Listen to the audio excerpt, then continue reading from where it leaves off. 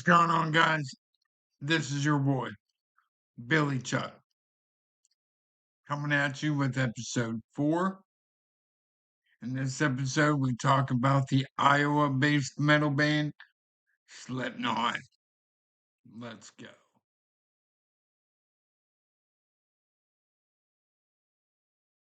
First of all, I just want to say that this band, Slipknot, definitely one of my favorites of all time. Corey Taylor, the lead singer and frontman, in my opinion, is one of the best songwriters of any genre today. With that being said, Slipknot is from Des Moines, Iowa, and they go by numbers. I'm gonna try to ramble them off in order. 870621345, I believe.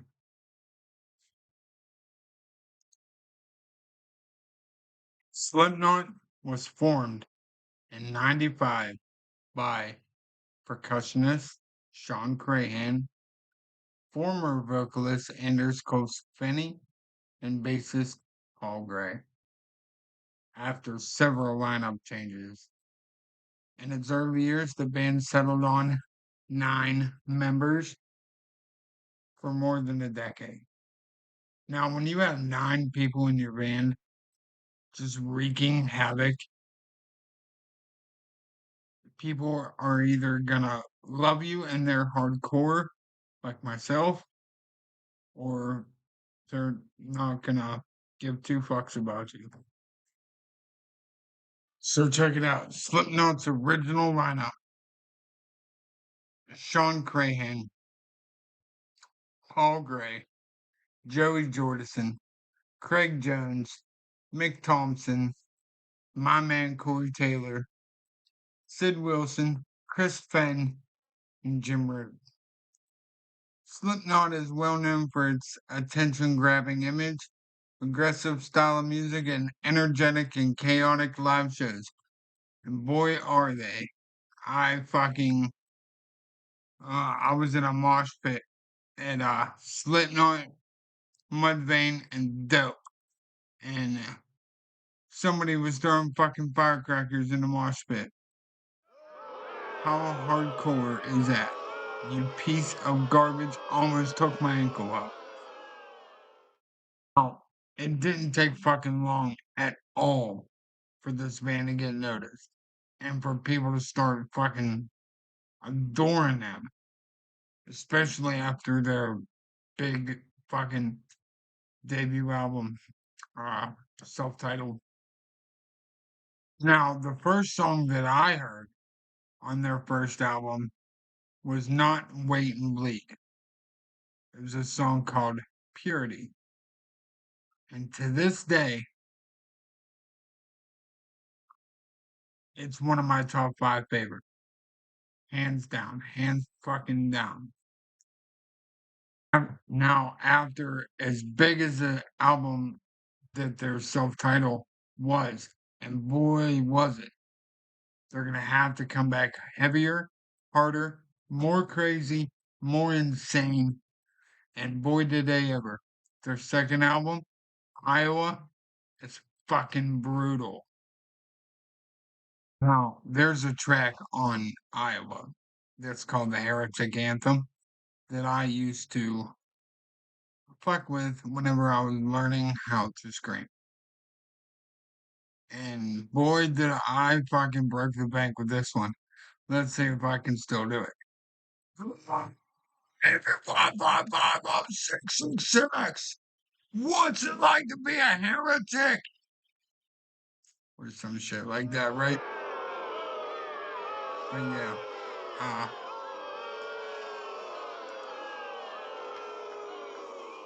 although darker in tone, it made the band more popular. But after a brief hiatus, Slipknot returned in 2004 with their third album, Volume 3, The Subliminal Verses, before going on another hiatus and returning in '08 with his fourth album, All Hope Is Gone, which debuted at number one on the Billboard chart. So congrats to Slipknot.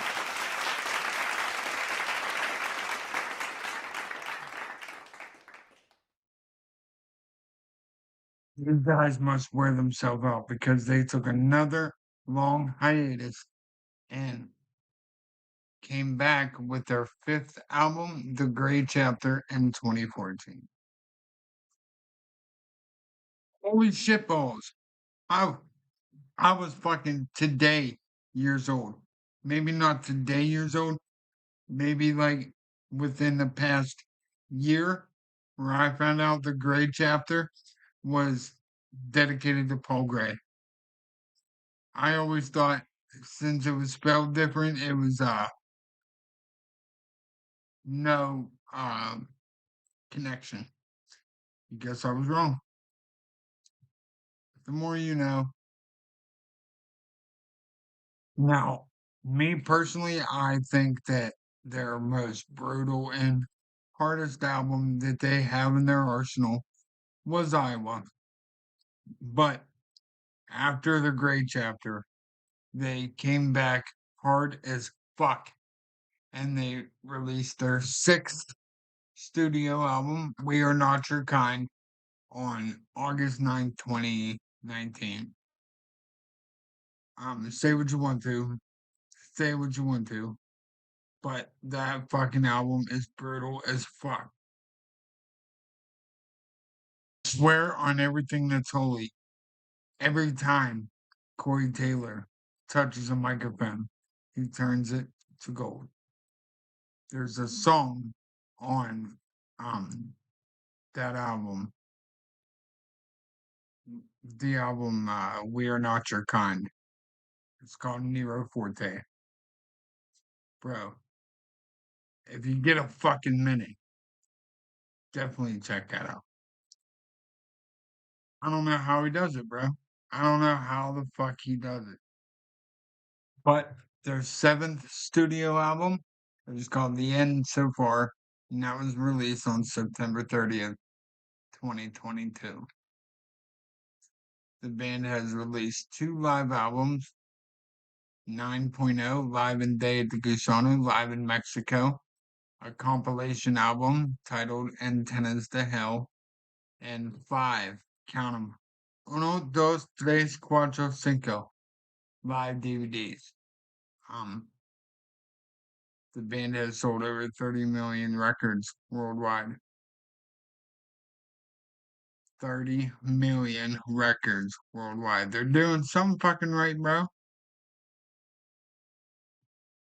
And over 12 million in their home country. But they're huge. Like I have people that follow me from like third world countries and shit. I don't even know. It's a wonder how they even have fucking internet over there. They have mud for walls. But I'm not talking shit. But these motherfuckers adore Slipknot. I don't understand it. Now I'm gonna rewind back to the probably saddest moment in Slipknot's history. Um, the death of Paul Gray. When I found out about that, bro, I fucking teared up. I don't know how. Like, like, was it drugs? What? I just hear he was found unresponsive in a fucking hotel room. But bassist Paul Gray died on May 24th, 2010, and was replaced during 2011 to 2014 by Donnie Steele. Joey Jordison was dismissed from the band on December 12th, 2013. Now, Joey Jordison is by far the most technical drummer I have ever heard, hands down. Hands fucking down.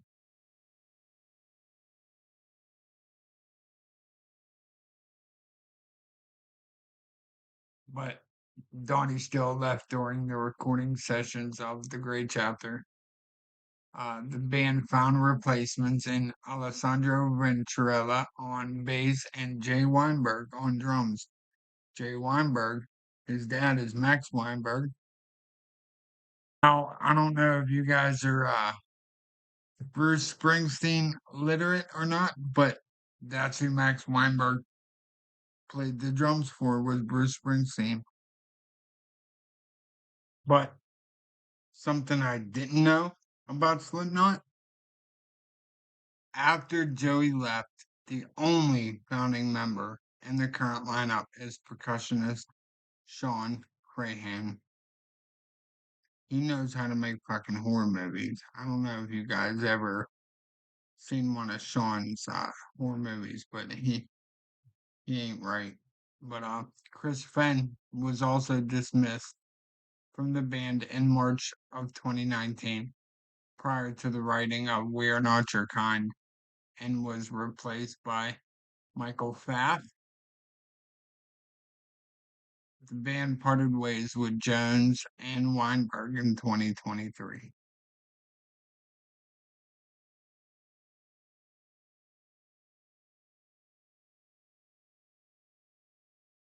Now, I'm strictly taking this straight off of Wikipedia. In the years before Slipknot formed, a state of shifting band members existed throughout the heavy metal scene in Des Moines, Iowa. In 91, the biggest heavy metal band in Des Moines was Atomic Opera with Jim Root on guitar. Drummer Joey Jordison founded a thrash metal band called Modifidius. I think that's how it's pronounced. Playing at a club called The Runway.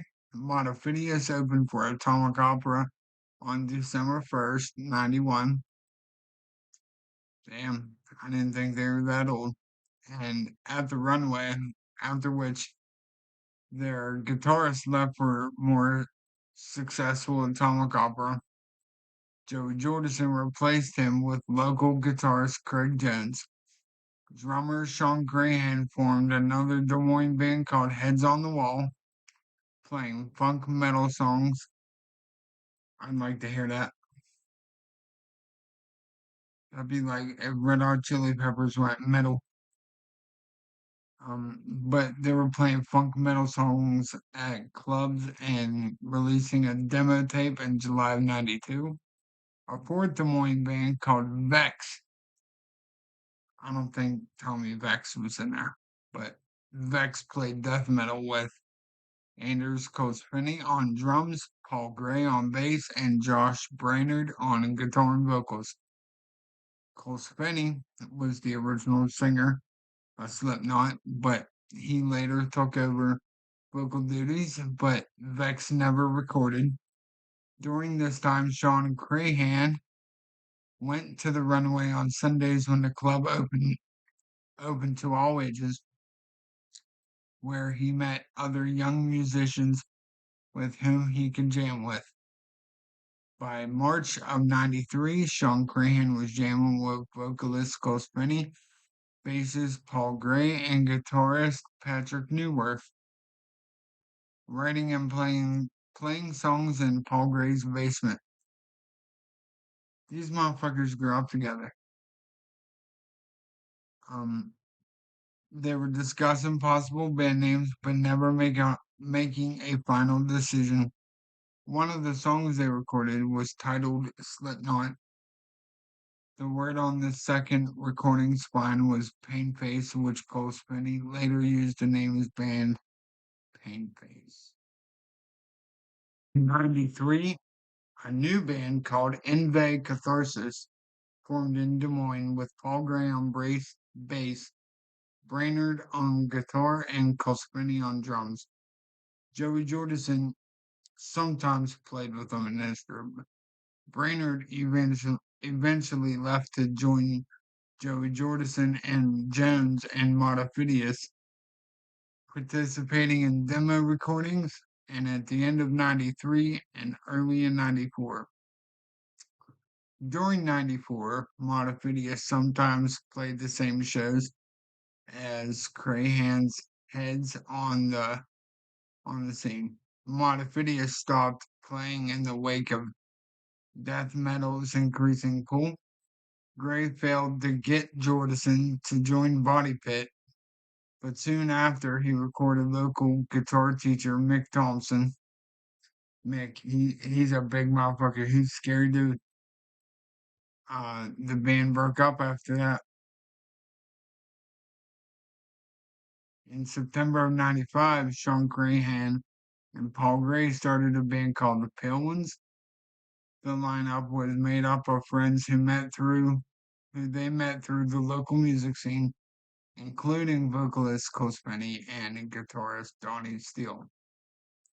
Not after, not long after their inception, Paul Gray invited Joey Jordison to a rehearsal because the band was interested in experimenting with additional drum elements.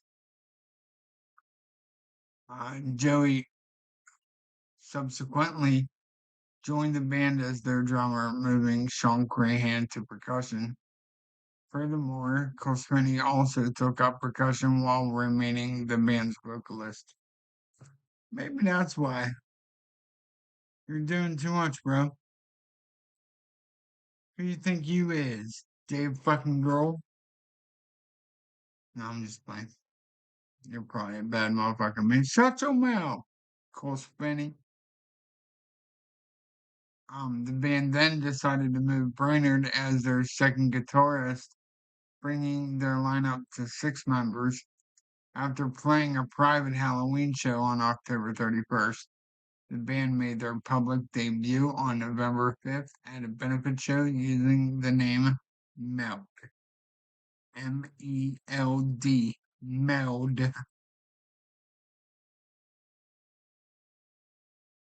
But much of the band's early development was retrospectively attributed to late night planning sessions between Paul Gray, Sean Crahan, and Joe Jordison at a Sinclair gas station where Jordison worked nights. It was there in late 95 that Joey Jordison suggested changing the band name to Slipknot after their song of the same name. In December, Slipknot began recording material at SR Audio, a studio in the band's hometown. As they didn't have a recording contract, the band self-financed the project, the cost of which came to an estimated 40 grand. It's not cheap. Not if you want it to sound good. But in February of 96, guitarist Donnie Steele, a Christian, left Slipknot after discussions regarding the band's lyrics with the producer Sean McMahon. Probably he's Vince McMahon's cousin. That's all I'm gonna say. But Joey Jordison said of Steele why Steele left, he was having these God talks when we were supposed to be working. We were prepared to keep him on, but he didn't want to stay. Steele himself has said, I left for a few reasons. I had a lot on my mind spiritually during the mixing stages of their project at SR Audio. Craig Jones was recruited as Steele's replacement on guitar.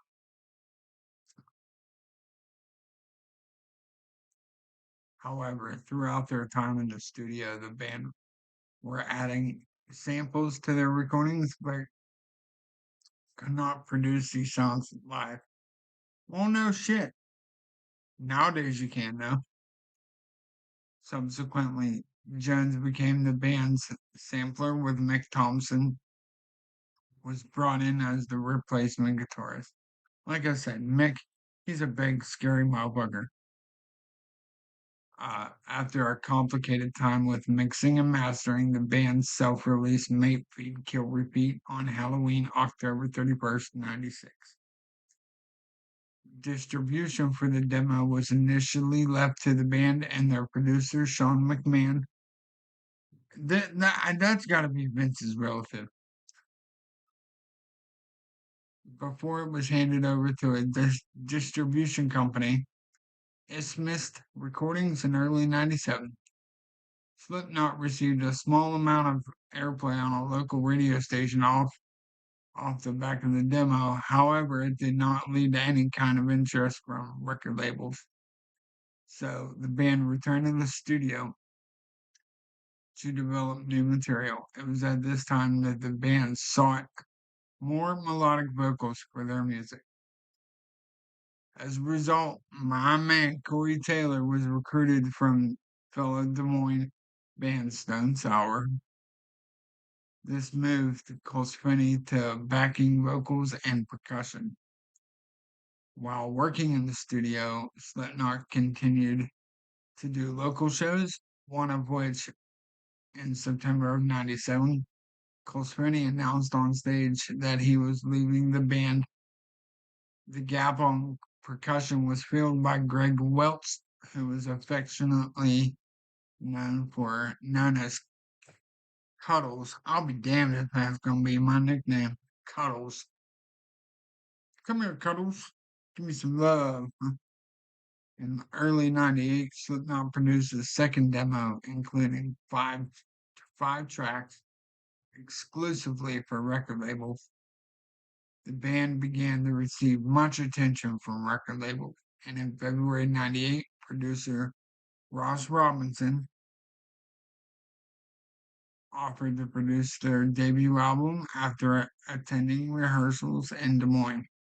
Soon after, Sid Wilson was recruited as the band's ninth member after showing great interest and impressing band members. Didn't know if you knew it, but Sid is I don't know if he's married to her, but definitely has a baby to Kelly Osbourne, Ozzy's daughter. But in late June, Slipknot received a 500,000 7-album deal from Roadrunner Records. The band signed the deal publicly on July 8th, '98. 2 days prior to this, Welch was fired from the band, something which Slipknot refused to comment on. Well, I wouldn't give a shit, you know? Spill the beans. Welch was replaced by Brandon Dorner, who departed from the band shortly after joining.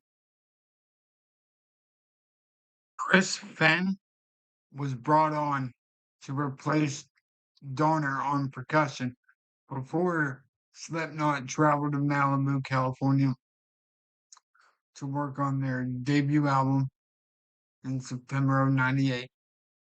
Partway through the recording process of the album, Slipknot returned to Des Moines for the Christmas period. During that period, guitarist Brainerd decided to leave the band. He said some decisions were made that I wasn't particularly happy with. That's why you left. I bet you kicking yourself. It's not all about you, bro. But he said he wasn't particularly happy because he couldn't make the right choices.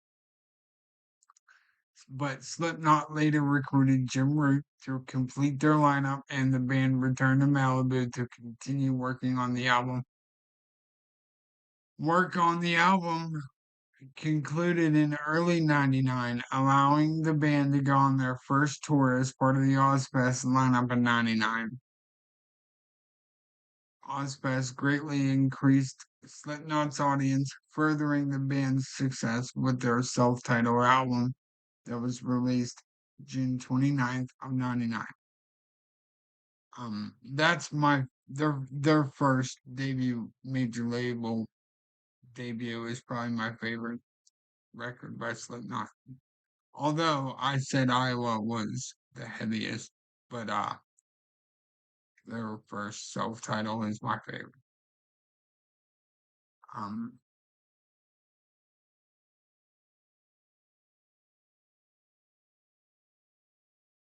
Furthering the band's success with their self-titled album that was released on June 29th, 1999, Slipknot released its first home video, Welcome to Our Neighborhood, which was directed by Thomas McNone, and the singles Wait and Bleed and Spit It Out, which were also directed by the same person. The singles received some airplay, but the band quickly developed a large following, mainly from touring and word of mouth. How can you not, if you're a fucking metalhead, how can you not dig Slipknot, bro? Like, I don't care if you're a fucking, I don't know, but I just don't know how you cannot be in a Slipknot. If you're in the metal, I don't know how. But Slipknot toured several countries throughout '99 and 2000 in support of the album. In early 2000s, Slipknot was certified fucking platinum. See what hard work gets you? A first for an album released by Roadrunner Records. The rest is fucking history. All right, guys, that is all I got for you. If you like what you've seen, like what you heard, hit that like button, smash the fuck out of that subscribe button. Leave me some comments. I don't care if you're a fucking dickhead or not. Show me some love. Peace.